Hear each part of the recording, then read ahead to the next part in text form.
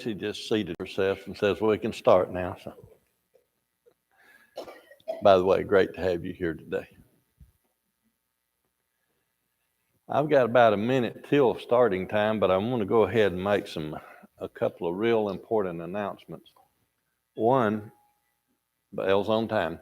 One is the party that's coming up next or this Saturday. We're going to be making a call on that on Wednesday, whether or not we're going to have the party, cancel the party, or modify it, because with the water damage that happened a few weeks ago, the insurance and adjusting and all is taking place. The workers are in, and we're not sure just what condition the building is going to be in at that time. In conjunction with that, the upstairs ladies' restroom is out of order. All the partitions are down. They're getting ready to take up all the tile, check the subfloor, put new tile in, and do some work there. So if the ladies need to go to the restroom, if you are able, use the one downstairs.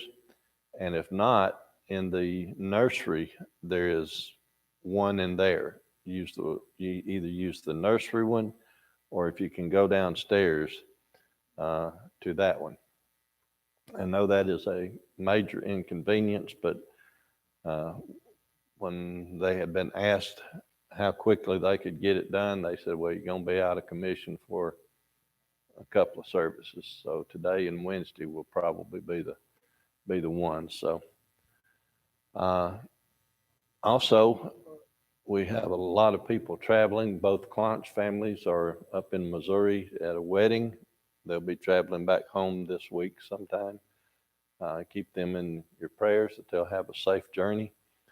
Also, Brother Terry had a CAT scan this past Monday, but since his doctor was also out of town or out of the country, one or the other, he was out of place. We don't know what the CAT scan was, so we'll find that out when Terry gets back also. So, but again, keep that family in your prayers. The Hall family, they're out. Keep them in your prayers. Jason it was diagnosed as cellulitis in the legs, which is not a pleasant thing to have. Major infection that he's fighting. Good to see Rosie back with us. Seems like I'm missing some folks on the sick list. Who am I missing? Can't think. Sister Haney is going through her treatments. I'm sorry.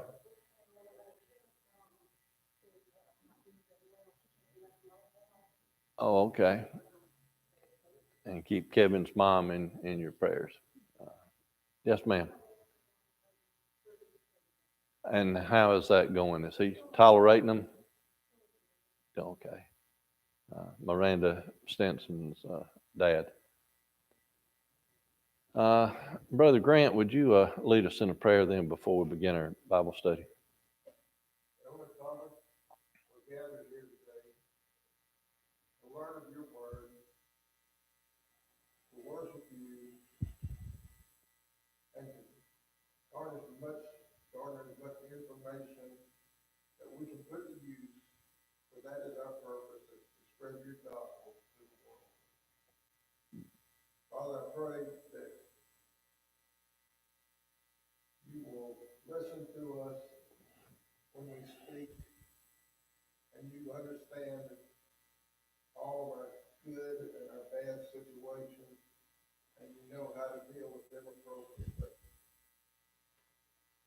Father, we pray for those who are sick or injured, that your will, you restore them to their health.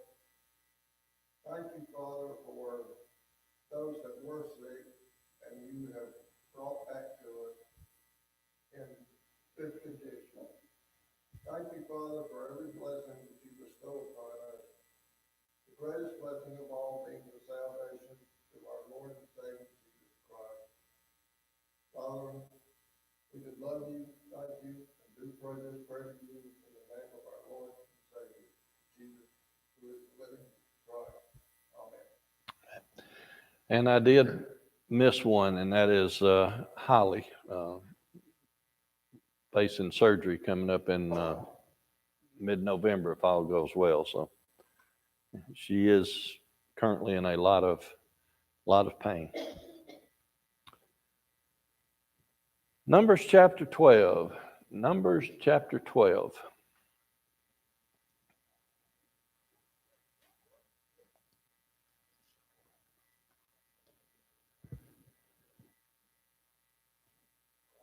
Verse 1 starts off, Miriam and Aaron spake against Moses because of the Egyptian woman whom he had married, for he had married an Ethiopian woman.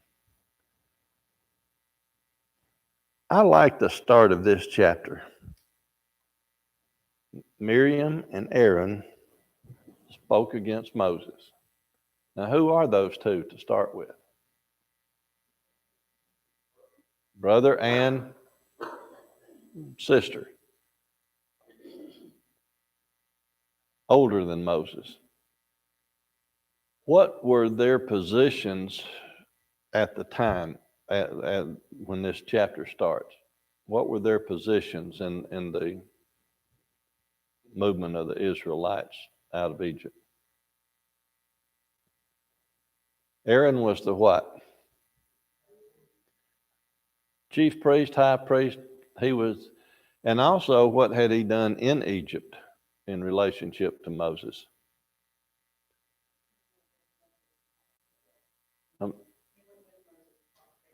In other words, he was Moses' mouthpiece.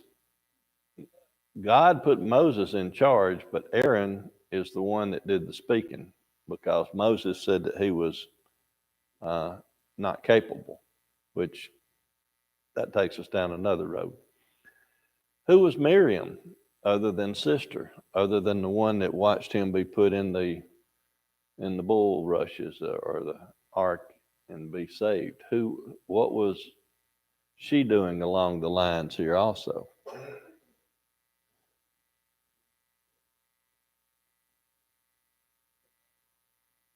She was a prophetess, right? Now, we set that up this way for this reason. Why would those two then speak bad about Moses? Miriam, a prophetess. Aaron had been with Moses the whole time and was Moses' mouthpiece. Why would they now turn on Moses and speak badly against him?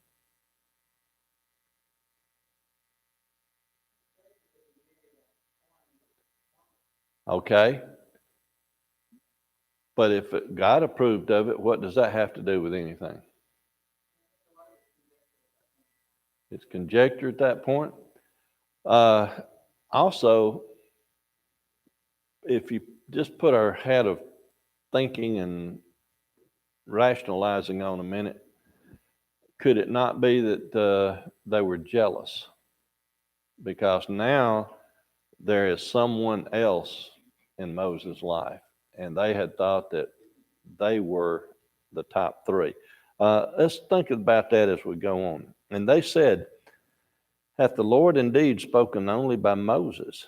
Hath he not spoken also by us? And the Lord heard it. So, with her being a prophetess, yeah, God had worked with her. Had he not spoken by us, Aaron, yeah, he did all the talking. But now look at verse 3. Now the man Moses was very meek above all the men which were upon the face of the earth. How does that fit with Moses when he was about 40 years old, boldly killing an Egyptian? Well, he didn't boldly kill. He looked around. He thought he was doing it in secret, but he killed an Egyptian because an Egyptian was abusing one of his real brothers, Hebrews. And then he ran off. So how does being meek play along with him standing up and fighting?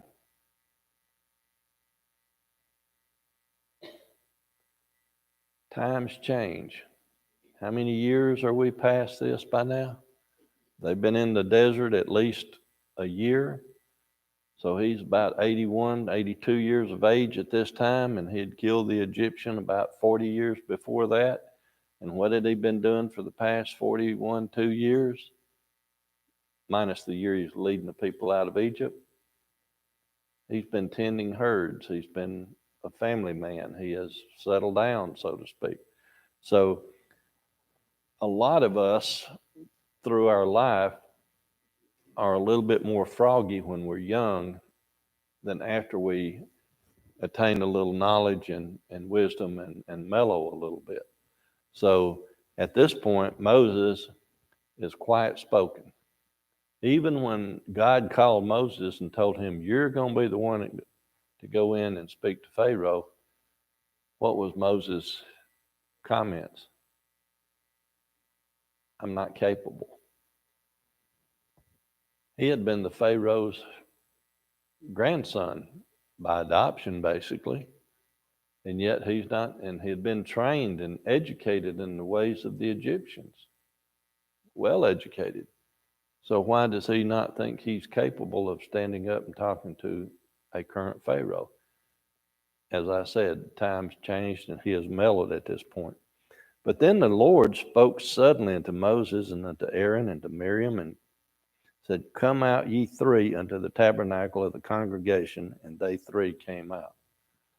For those of you that have worked for a living, what happens when the boss walks out and sticks his head out the door and says, you, come in my office? What's your first thought?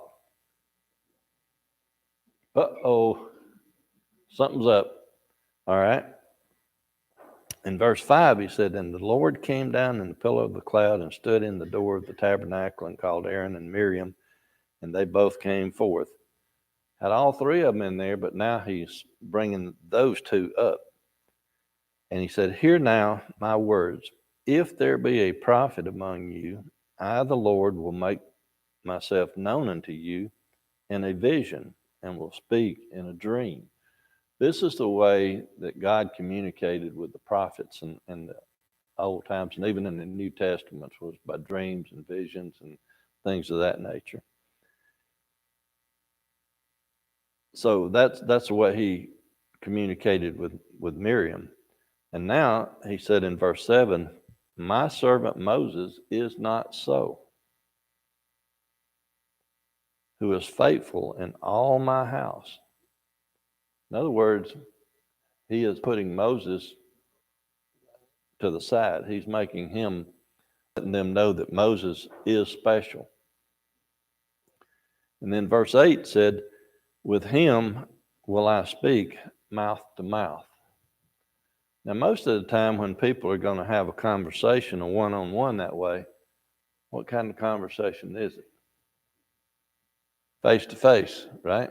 I'm going to have a face-to-face meeting with so-and-so. But here, God said, I'm going to speak mouth to mouth. Why the difference?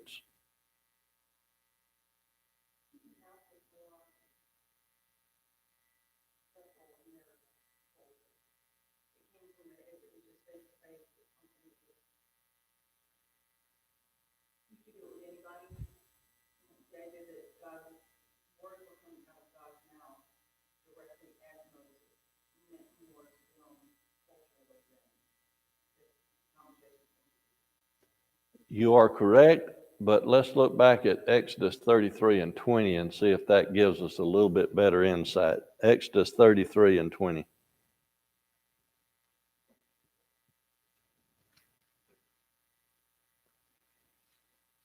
And he said, thou canst not see my face, for there shall no man see me and live.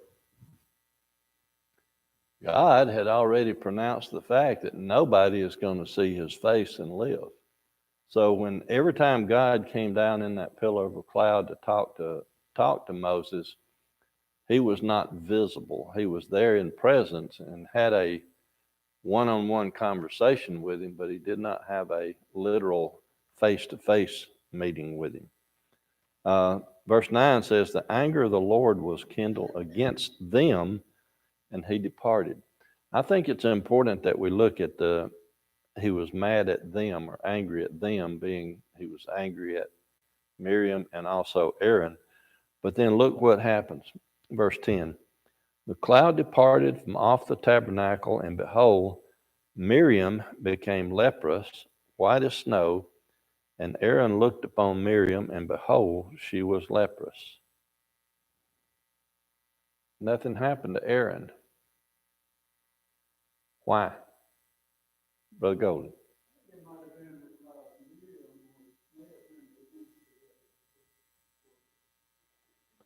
That's what I believe also, that because Wednesday night in class when Jeremy was teaching, for those that weren't here, we had made the comment that all through this, every time God has inflicted punishment upon somebody, he's always been selective and did the instigators are the most guilty. Because if you remember the whole trip out, those that if he had wiped out everybody that had done anything wrong, there wouldn't be a nation that was still traveling. But he got the ones that were those that were prodding, those that were agitating. Mm-hmm. Yeah.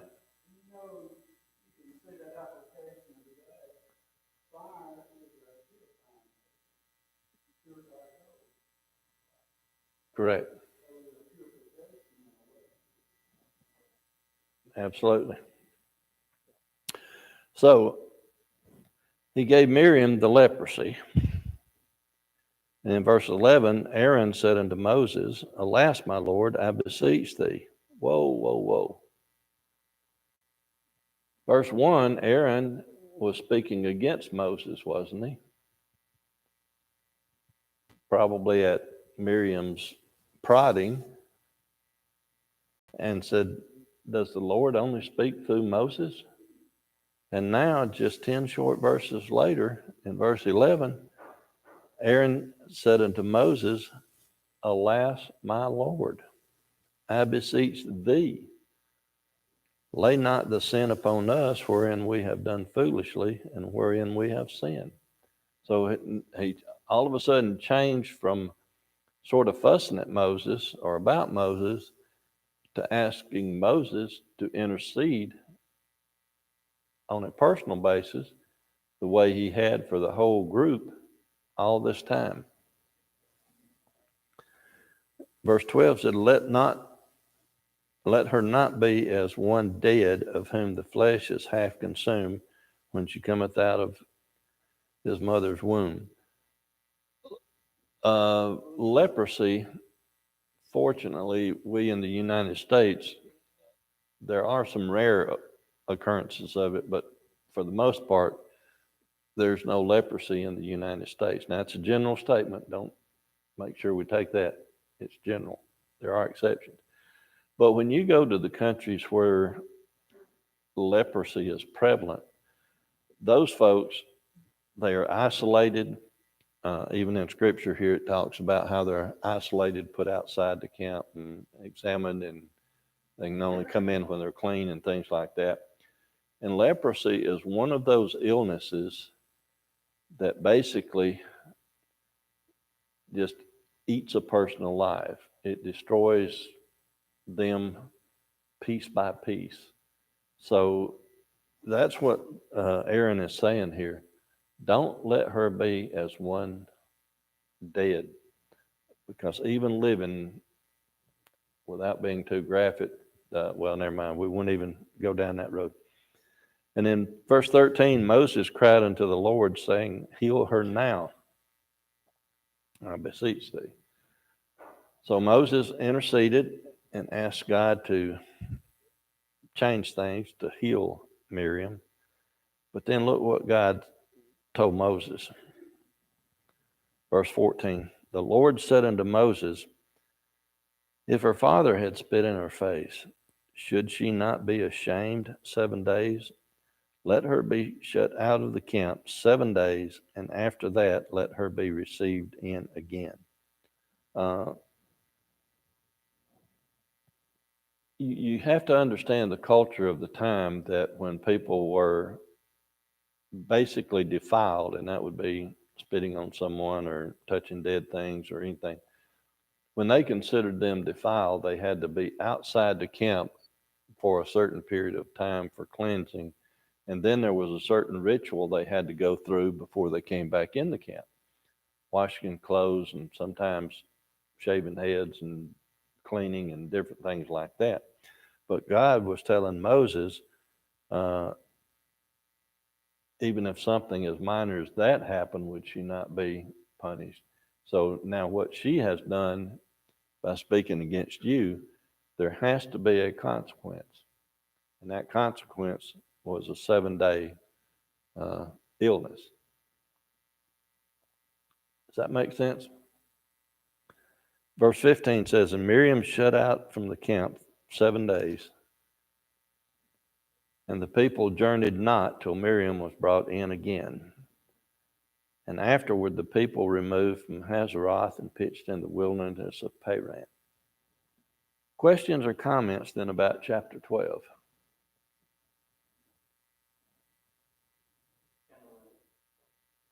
Brother Turner. I was on Okinawa in the 50s and, no, 60s and 70s. And I was told by the Okinawa people that there was an island several miles away from the other islands where people that had leprosy was taken, but they had ginseng trips that people could go out there. I never went. I figured there was nothing there that I wanted. Yes, sir. I can understand that. And leprosy is one of those things that just really, it's an intriguing illness. People that have leprosy, their kids up until the age of about 11 or 12 can be around them and they are not going to contract the disease when they're young. But once they reach that certain age, if they're not removed from the family, from that member that is sick, then they can catch it.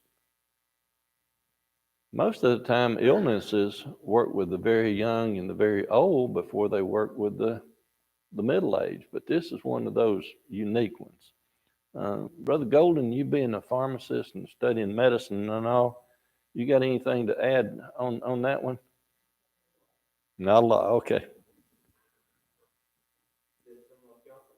I'm sorry? No cure for leprosy.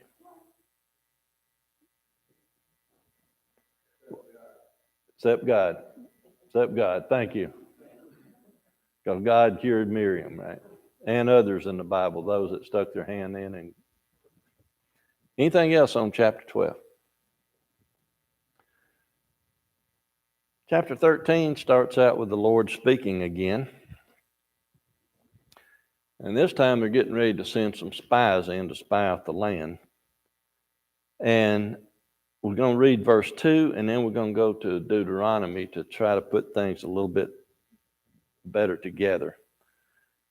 Brother Joel, if you don't mind, would you be turning to Deuteronomy chapter 1? And after I read this verse 2 here, if you would read verses 19 through 24 in Deuteronomy 1. But in Numbers here, chapter 13, verse 2, send thou men that they may search the land of Canaan, which I give unto the children of Israel. Of every tribe of their fathers shall ye send a man, every one a ruler among them. Deuteronomy 1, 19, 24. And when we departed from Horeb, we went through all that great and terrible wilderness, which is saw by the way of the mountain of the Amorites, as the Lord our God commanded us. And we came to Kadesh Barnea. And I said unto you, ye are come unto the mountain of the Amorites, which the Lord our God doth give unto us. Behold, the Lord thy God hath set the land before thee. Go up and possess it, as the Lord God of thy fathers hath said unto thee. Fear not, neither be discouraged. And he came near unto me, every one of whom said, we will send men before us, and they shall search the bring us word again by what way we must go on, and into the cities we shall come. Okay? If you caught that, if you are reading Deuteronomy 1 along with Brother Joel, it appears that the people that were traveling were a little bit intimidated or afraid, and it was their idea that they go search out the land. There is no contradiction here, because God often, as people were traveling here, he would accommodate their desires. And here, particularly what Brother Joel read in 19 through 20, when we get down to verse 22 of that reading, and ye came near unto me, every one of you, and said, we will send men before us. So that apparently is they come before Moses and told Moses, hey, we need to go check this out. We don't need to just go barging into that land. When we're back in Numbers, it says that God spoke to Moses and told him what to do. So remember, Moses and God, they talk frequently. So I think the best way that I can put it is that God knew that the people would be more inclined to go along if they had this accommodation and searched out the land. It also has another benefit to it, and I'm going to fill you in with some backstory before we go on to here. Remember that we're about a year and a few months into their travels out of the land of Egypt. Now, for the time period that they were in Egypt, what did they do? They were ranchers, farmers. They tended sheep. They tended animals, the agriculture. They were not warriors. Why did God lead them the long way through the wilderness to get to the point where they are? Because if they had seen the Philistines immediately after they came out of the land, they would have been afraid, because the Philistines were savage warriors, and they would have wanted to turn back and go. So through the year's journey, it doesn't say it, but you reading between the lines, a lot was taking place. They were preparing themselves to go into the land that they had been promised. And even with God on their side, they knew that there was going to be some fighting taking place. So part of their job along the way was for the artisans, the craftsmen, to make weapons, train a little bit in fighting. What do you do, Brother Turner being prior military, and me and another one or two? What happens when you're going to go and take a city or take a country? You send in scouts. You have to know the lay of the land. You have to know what's where. And if you even break it down, any of you that watch cop shows on TV today, if there's a hostage situation, what do the cops normally do in a hostage situation if they're not in immediate fear that the hostage is going to be killed? They get blueprints of the building. They send in the drones or the robots or the SWAT team to get it at certain vantage points to spy out and check out the situation. So it only makes sense that they would do that. And verse 3 said, Moses, by the commandment of the Lord, sent them from the wilderness of Paran, and all these men were heads of the children of Israel. Now, verse 4 on down through verse about 15 just tells you who of what tribe and what family made the trip. And there's only a couple of them that I want to point out. And if we go to verse 6, of the tribe of Judah, Caleb, the son of Jephunneh, and we'll hear more about him later. And also of the tribe of Ephraim, Hosea, the son of Nun, that Moses called Joshua. When we get to verse 16, it said, These are the names of the men which Moses sent out to spy out the land. And Moses called Hosea the son of Nun, Joshua. So that takes us up through 16. The plan was made that we're now here. God has promised us this land. We got to go check it out before we go in and take it over. Now, let's go back to the Deuteronomy reading. God had led them, had freed them. They had seen miracle after miracle in Egypt. They had all seen that major miracle of the Red Sea crossing. They had seen God in action while they had traveled about a year, a little more than a year through this wilderness for food, water, various things. They saw that pillar, that cloud. They saw the fire by night. So why, when we get to the point where they're about to enter the land, they're told not to be afraid, but yet the people are hesitant and want to go check things out first? Where is their faith in God at that point?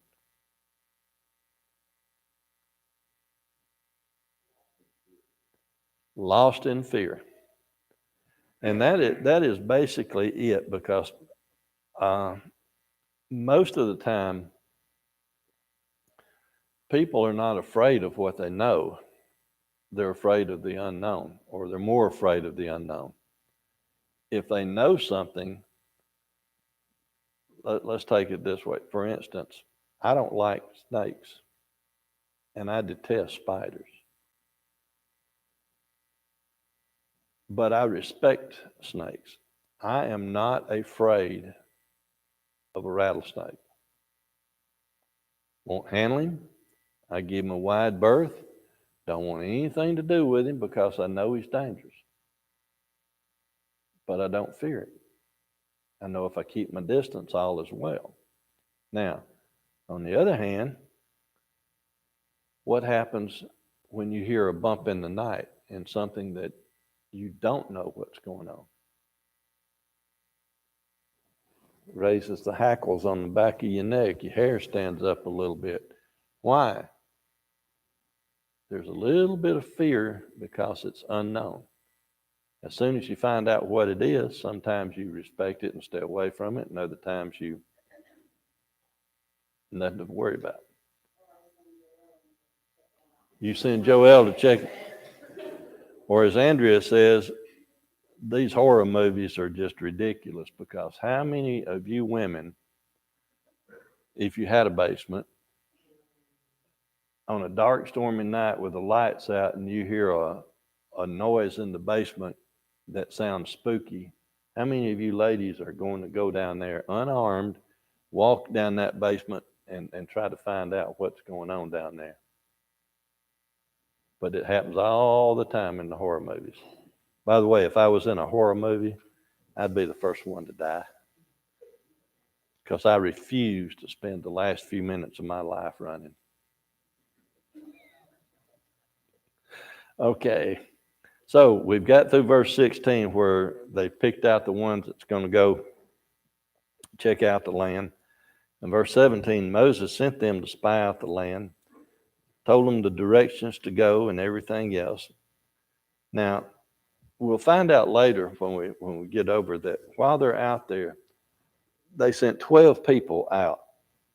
Now, from my military days, if we were going to send 12 people out to spy out an area, we wouldn't send all 12 of them out as a single platoon. We would divide them up. We would send them out in groups of 4, probably, more than likely, groups of 4. So that means that there could be 3 groups going their various ways to check out everything. That way you can cover 3 times the territory. And if you're on a scouting mission, it's different than if you were going out as a single platoon because you thought you would engage the enemy, where you would need all your firepower. Here, they're just going to check things out. They were going to be gone for 40 days. So if you're going to check out the land, you do that while you're walking and looking and things of that nature. And if you are conservative and say that they just covered 10 miles a day, just 10 miles a day, and they don't do anything on the Sabbath day, which is the Saturday, no work, etc. So if they average 10 miles a day, that's going to be about 400 miles for each of the groups. So they could cover a large amount of territory in those 40 days and get back to report. So they went and searched the land out, and pick up in verse 23.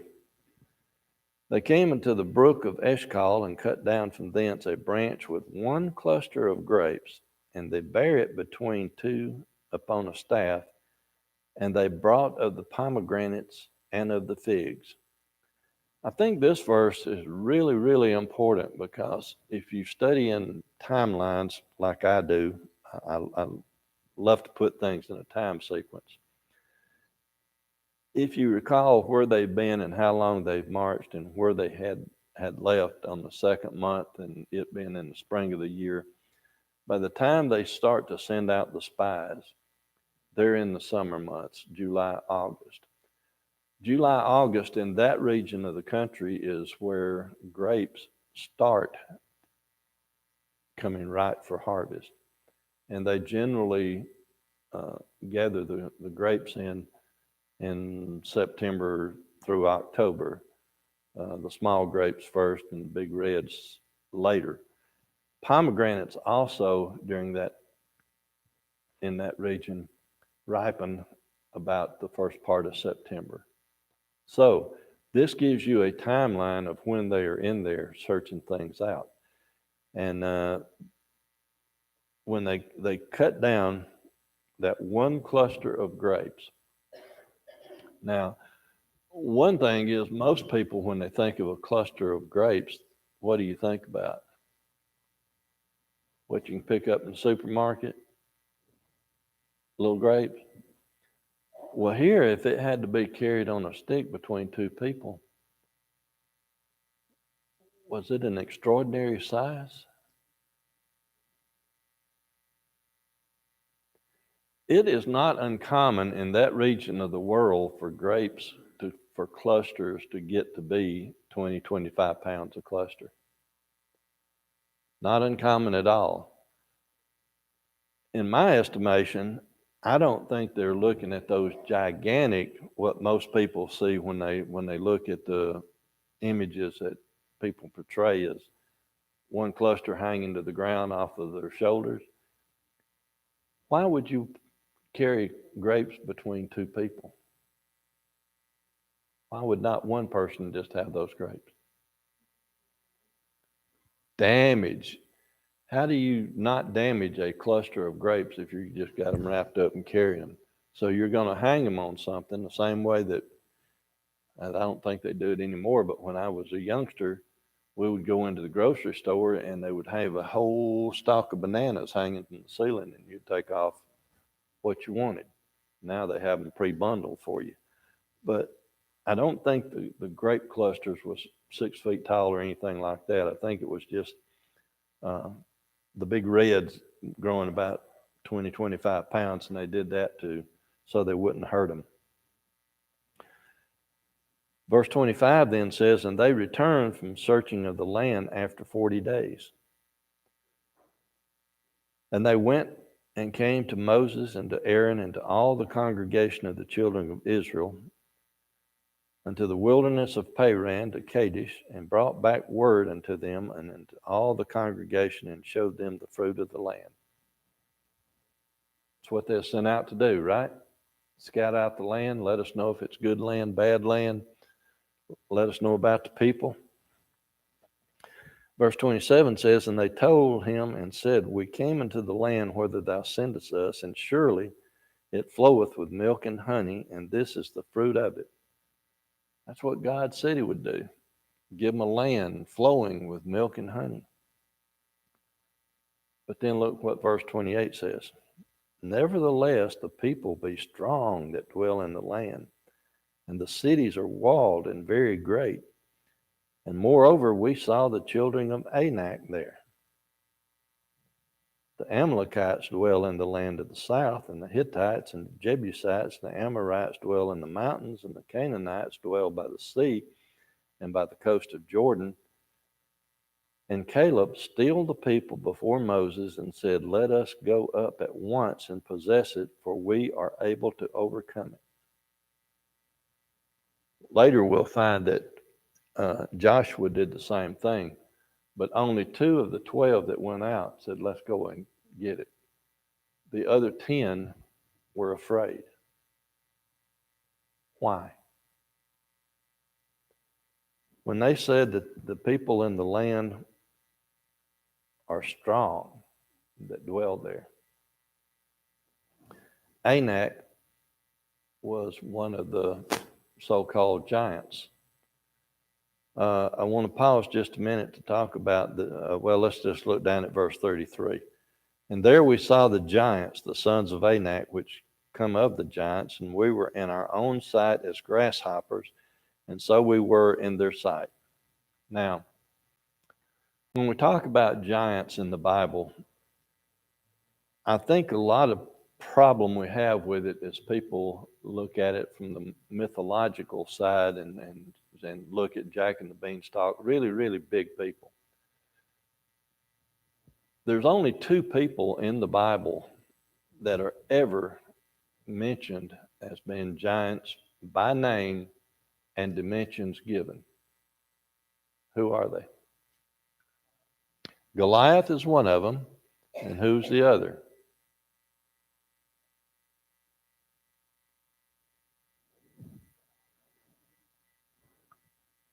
Og of Bashan.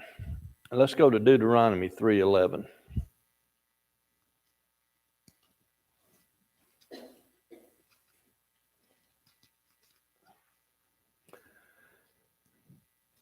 Deuteronomy 3:11. For only Og, king of Bashan, remained of the remnant of the giants. Behold, his bedstead was a bedstead of iron. Is it not in Rabbath of the children of Ammon?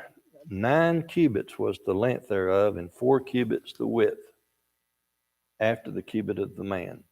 So if it was 9 cubits, if we change that to our American standard measurements, how big was that bedstead?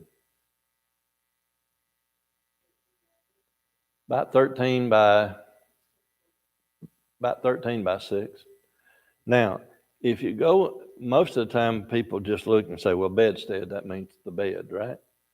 But if you go deeper into the research on it, bedstead more than likely meant sarcophagus, because it said it was of iron. And during that time period, they made sarcophaguses out of basalt, which is the iron in the country.